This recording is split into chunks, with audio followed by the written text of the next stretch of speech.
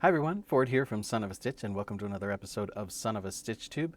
Nugget and I are here today to answer another one of the most commonly asked questions in cross-stitching communities, and that's the question of floss organization. There are two entirely separate hobbies. The first is collecting cross-stitch supplies, and the second is using those cross-stitch supplies. If you're a person like me that participates in both of these hobbies, then you're quickly going to wind up with a large selection of embroidery floss, and you're going to need to come up with a good system for organizing it so that you can find the one that you're looking for instead of accidentally just buying the same color over and over again. Talking to you, 995, you saucy minx. There are basically two schools of thought. I'm going to go over the options and the system that I wound up settling on.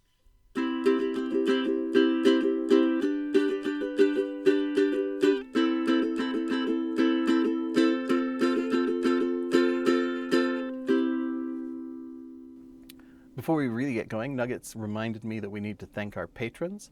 Our patrons support us every month and help make things like Son of a Stitch Tube video series possible. They also get a lot of great perks like automatic access to the Son of a Stitch Along Mystery Stitch Along and free patterns, perks, and behind the scenes access. So go to patreon.com/sonofastitch if you want to join the community and if you want to support what I'm doing here. Thank you. So I had basically two impulses that I needed to balance when I was deciding how to organize my embroidery floss. I like to put my floss on bobbins because it's a lot easier to keep it all compact and in one place. But once you've wound it onto those bobbins, you can arrange it chromatically. You can put all the light colors together and make a beautiful little gradiated rainbow in your floss box. It's extremely aesthetically pleasing, really nice to look at. Really inconvenient to use because when you go to try to find a specific color, you have to try to remember, did I decide that 780 was a brown or that it was a yellow? I usually use it in gold gradation, so it's probably with the yellows, but it's really kind of a brownish color. So then you have to look in both places. And then when you're done using that color, you have to make a decision again about what it is. So there are a lot of colors that are on the cusp of pink or purple or on orange and brown or yellow and brown. So it makes it really difficult to not only find a specific color, but to then put that color back away. The other option that you have is to arrange them numerically. DMC, the brand of floss that most of us use, assigns numbers to their colors. They don't actually have names. So they gave them each a number when they were released, but they didn't really plan ahead or think it through.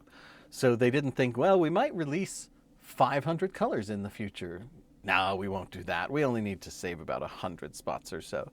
So once they started running out of numbers, and some of them they had to retire, or they had to introduce new ones. So like, well, okay, we'll make a bunch of numbers up here in the 3,300s, and we'll just tack those onto the end. And they're like, well, we're kind of running out of space there too. Okay, we'll make some 3,800s. And so you have this sort of mishmash of colors when you arrange them numerically. It makes it really easy to find a specific color that you're looking for, but it just doesn't have that aesthetic satisfaction of that beautiful rainbow of colors organized into your floss box. So I used both of these systems at one point or another, and I eventually wound up not entirely satisfied. But then somebody gave me a present, and it gave me a stroke of genius. That was this guy right here. This is the DMC sample card. Let me show you that. Floss card. Obviously, it's pretty well used. Mine is kind of falling apart here, but inside it's got actual physical samples of each color of the 589 primary DMC colors. And they're arranged into columns, which are numbered, and then the number for each color is given here. And then at the back here, it's also got an index, which tells you which column each of those colors of floss is. So having that sample card gave me an absolute frame of reference for a chromatic arrangement. So the first thing that I did was I took my floss boxes, and I got these big old floss boxes here. I think I got these at Joann Fabric, and I covered them with stickers because I had a whole drawer full of stickers of like, what I can't put it on my car because if I crash my car, I can't get this sticker, or I can't put it on my laptop because I'll have to get a new laptop in a few years and I'll lose the sticker. These are permanent. So I covered them with all of these stickers that I'd been saving over the years, and I got these brackets at the hardware store that are meant to hang rakes or shovels in the garage, and they have 2 little prongs, and they're perfect for hanging these handles on. So I also don't have to find place in my closet because I've turned my floss boxes into a piece of art, essentially, that I hang on my wall and that's aesthetically pleasing. So I took these guys, and you could do this just with a permanent marker, but I have a vinyl cutter and I'm extra, so I made little numbers here, and these numbers correspond to the columns on the floss card. Oh, sorry, Nugget. Nugget was scared.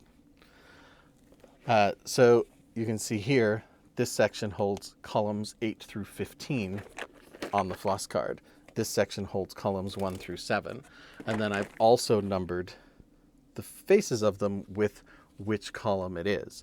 So when I need to find a specific color, I'll pull out my floss card and I'll either find it on there, because I'm pretty familiar with them. I know where a lot of them are. Like if I need to find DMC 211, I'll look and I'm like, oh, 211 is in column 4. I know where that is. But if it's one I don't know very well, I can just check the key at the back here, and that will tell me what column it's in. So if we want to find 211, since we looked it up in the card and we know that it's in column 4, we open up the 1 through 7 section here. And pay no attention to my ORT storage here. I'm going to do something with creative with those someday. But column number 4 is right here. There's 211 in the 11th position.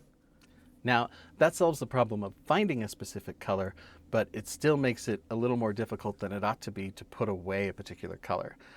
I know that if there's an extra burden of putting something away, I'll just stuff it in there and it won't remain organized for very long. So I have to make that super easy. If you take a look at the bobbin here, you'll see that I've numbered the bottom of each bobbin with which column it's in and which position it's in that column. So that makes it way easier to just find the place where it belongs and slot it right back in there. Now, of course, if you don't want to arrange your floss chromatically or numerically, and you got mad, chaotic, neutral energy, this is always an option.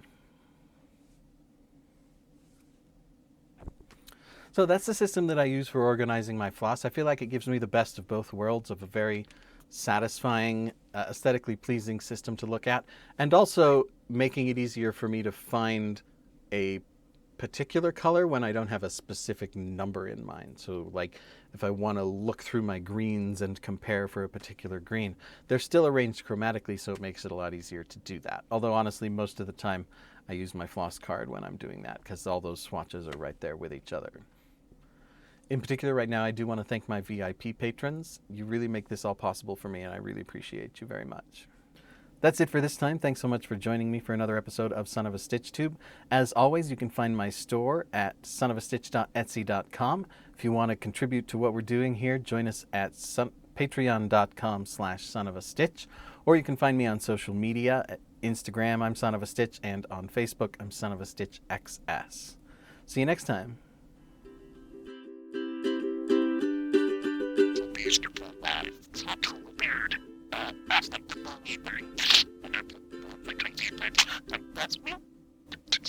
That's